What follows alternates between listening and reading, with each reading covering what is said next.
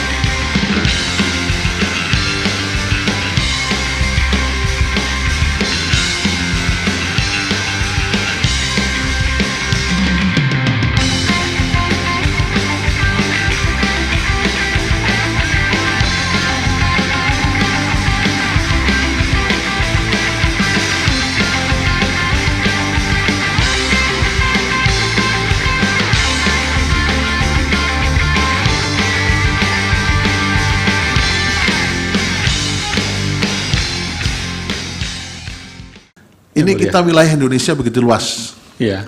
Ini persoalan masalah scan dan foto melalui handphone. Pak Azim, apakah betul seluruh TPS itu ada yang punya scan? Apakah betul seluruh TPS itu punya handphone untuk memfoto? Apakah seluruh Indonesia ada sinyal bisa mengirim foto pada seketika? Apakah ini tidak menimbulkan permasalahan-permasalahan di lapangan?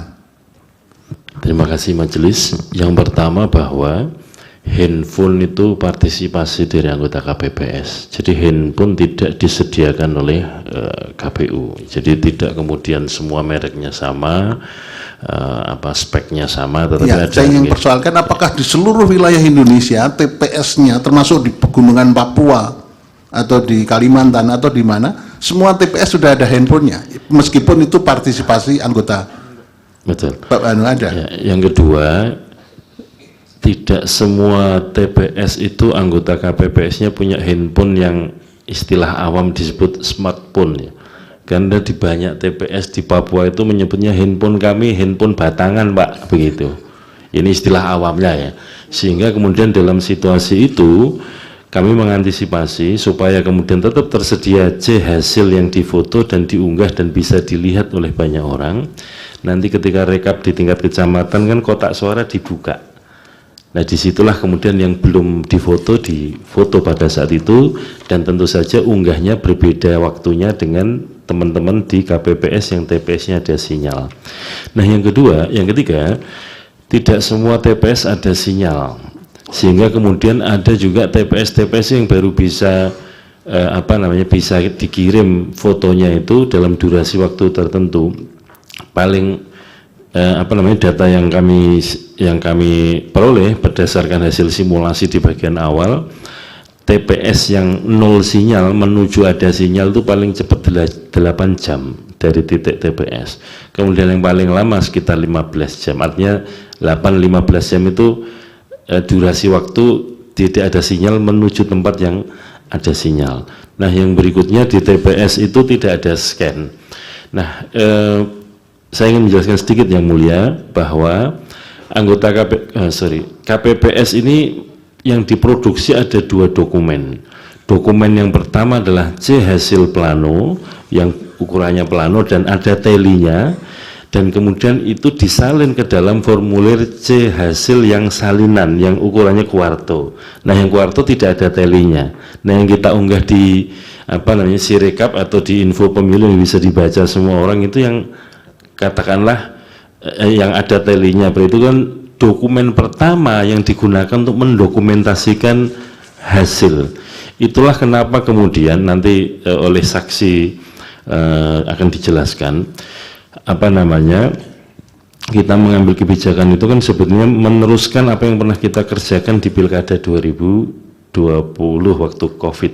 Karena apa? Dari C plano itu ketika disalin ke formulir C salinan itu ada potensi juga salah menyalin.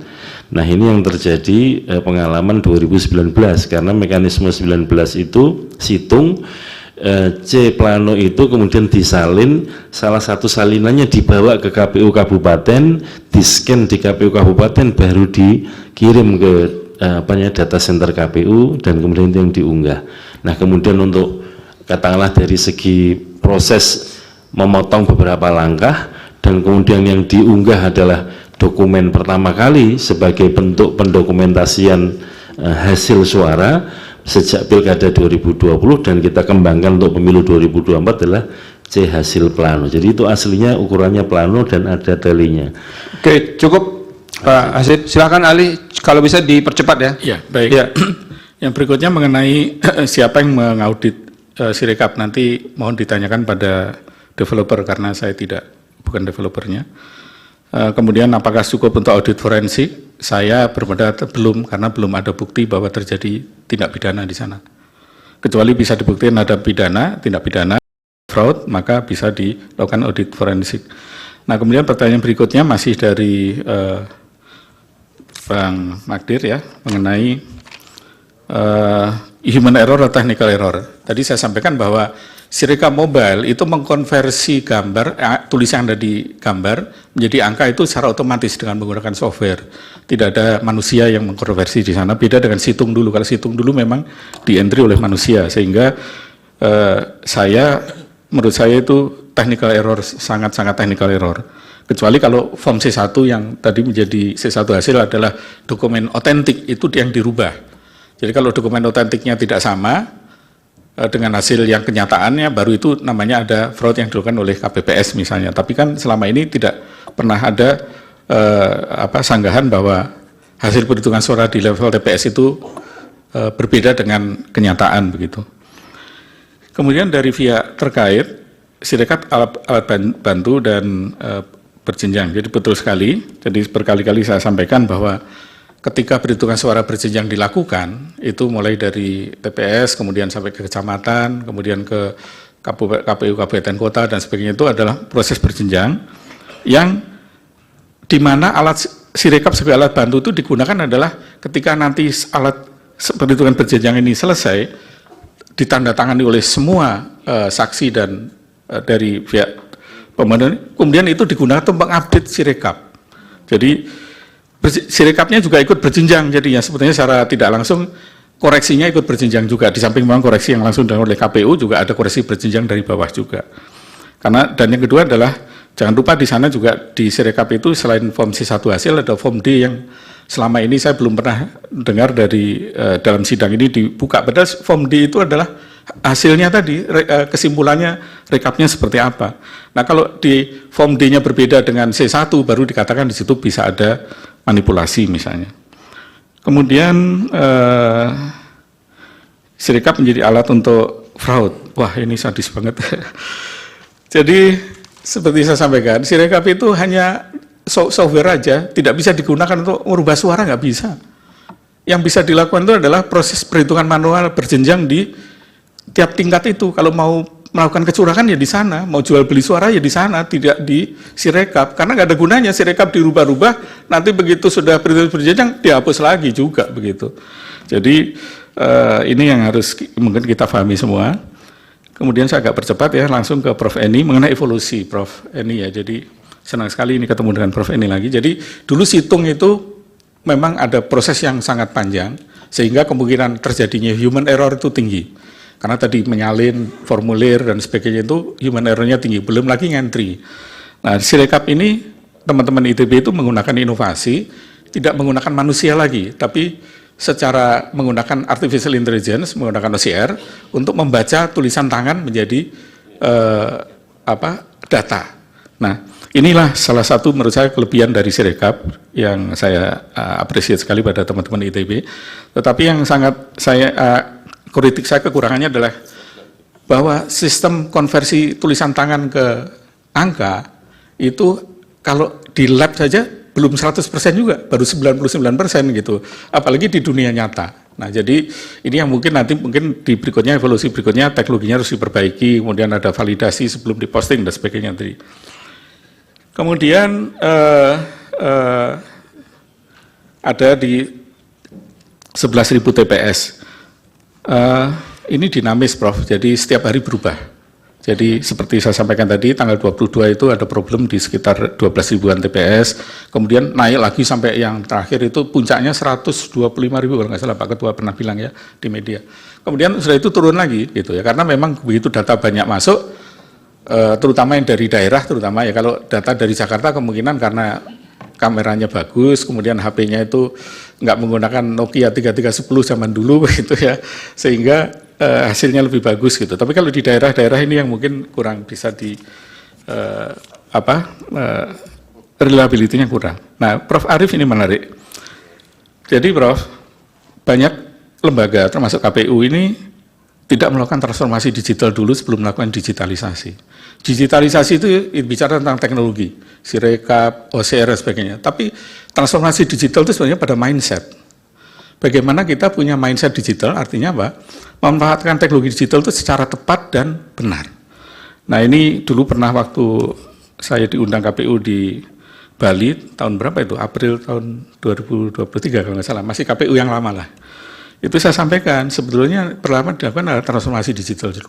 Kenapa? Karena nanti kalau kita ujuk-ujuk digitalisasi sama dengan kita nggak ngerti apa-apa, langsung beli HP yang canggih, tapi cuma dipakai untuk telepon sama WhatsApp. Gitu. Itu yang terjadi pada manusia banyak begitu kan, karena mindsetnya belum, padahal di situ ada dipakai bisa untuk cari informasi, bisa dipakai untuk membuat jadwal dan yang lain-lain, banyak fasilitasnya. Tapi karena mindset kita belum digital ya, kita pakai HP yang canggih hanya sekedar untuk WA sama telepon gitu. Nah, ya ini Prof, jadi transformasi digital dulu yang harus dilakukan. Nah, salah satu transformasi digital itu adalah bagaimana kita melakukan, ada salah satu bagian itu namanya data driven decision making. Jadi kita harus menggunakan data itu secara valid. Nah, bagaimana validasi ini, pertanyaan Prof Arief yang kedua ya. Sebetulnya nggak susah menurut saya, meskipun skala Indonesia. Kita mulai kalau berjenjang itu dari bawah ke atas, validasi dari atas ke bawah saja. SK 360 itu menyatakan total suara 1, 2, 3 sekian. Diturunkan ke provinsi. Provinsi 36 provinsi ya. 38 provinsi. 38 provinsi itu di total sama nggak jumlahnya? Kalau nggak sama berarti KPU waktu pleno nakal gitu kan. Kalau sama ya berarti benar mereka. Kemudian provinsi mana ambil, kampung saya lah Jawa Timur gitu. Diambil kemudian hasil rekap provinsi Jawa Timur diturunkan ke kabupaten. Kan cuma dari 37 kabupaten, gampang itu, cocokin aja. 38 kabupaten ya Jawa Timur. Oh ya tambah satu lagi karena Madiun jadi kota sekarang.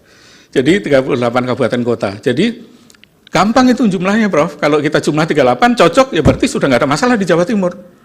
Turun lagi, misalnya dicurigai mana, di kampung saya, di Madiun, ada masalah di situ. Turunkan lagi di kecamatan, begitu. Jadi itu bisa dilakukan 1 hari juga selesai, kalau mau gitu, kalau niat gitu ya. Jadi dibalik arahnya, dari atas ke bawah. Kemudian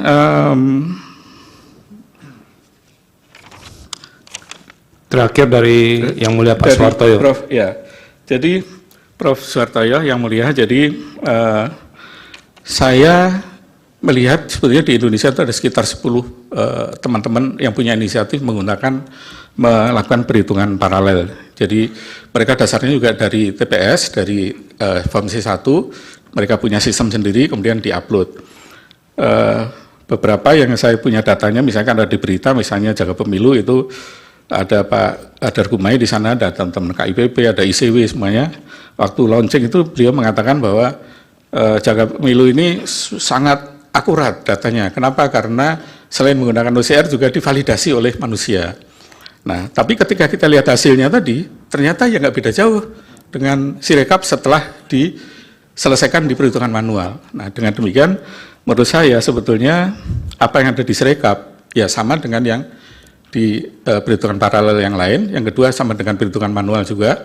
Yang ketiga adalah Sirekap ini tidak digunakan untuk keputusan, jadi kita ribut-ribut capek-capek di sini bahas Sirekap itu ya pepesan kosong aja lah kira-kira gitu. Nggak ada gunanya gitu ya.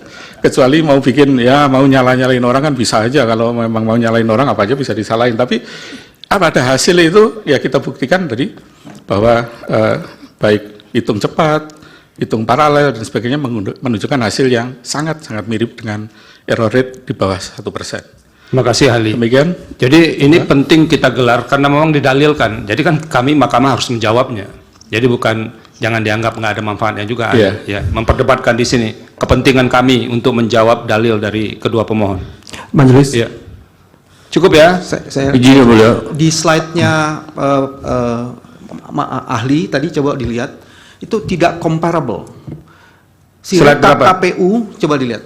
Coba Slide dilihat. KPU itu sudah 88%, jaga pemilu cuma 50%. Coba lihat. Coba lihat. Bagaimana Slide kemudian berapa? ahli bisa membandingkan itu sudah comparable? Keahlian apa yang bisa menyatakan kayak gitu? Coba aja.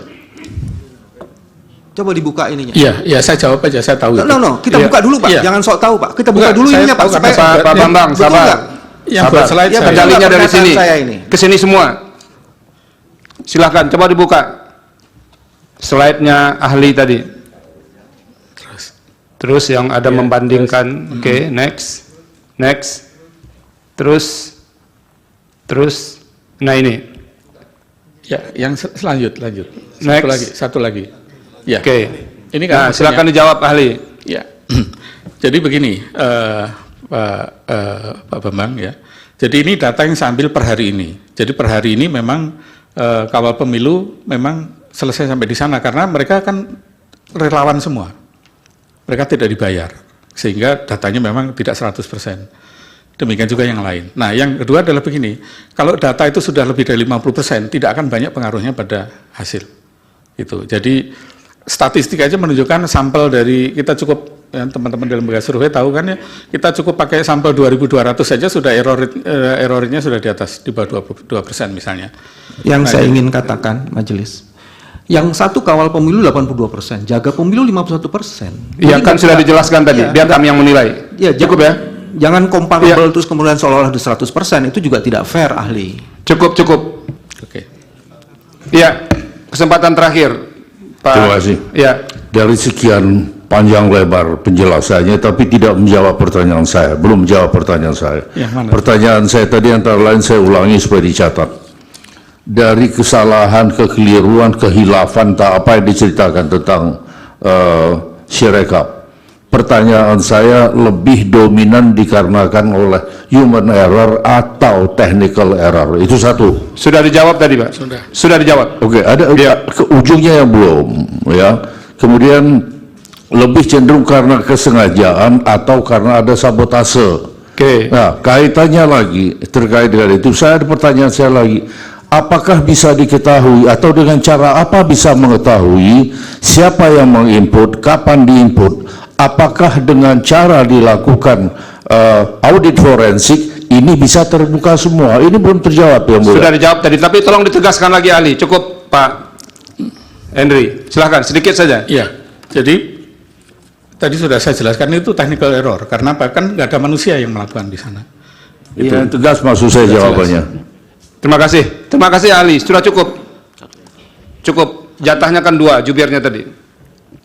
Ahli, terima kasih. Baik, terima kasih yang mulia. Ya, mudah-mudahan keterangan dari Prof. Marsudi bisa membantu kami untuk Amin. menjelaskan salah satu dalil yang muncul dari kedua pemohon ini. Silakan. Terima kasih yang mulia. Jadi sekali lagi saya ucapkan terima kasih juga kepada KPU karena saya di sini berdiri bukan hanya sekedar sebagai ahli, tapi saya juga alumni ITB, jadi saya harus bela juga institusi saya. Terima kasih Bapak Ibu sekalian yang majelis dan Bapak Ibu sekalian. Assalamualaikum warahmatullahi wabarakatuh. Waalaikumsalam.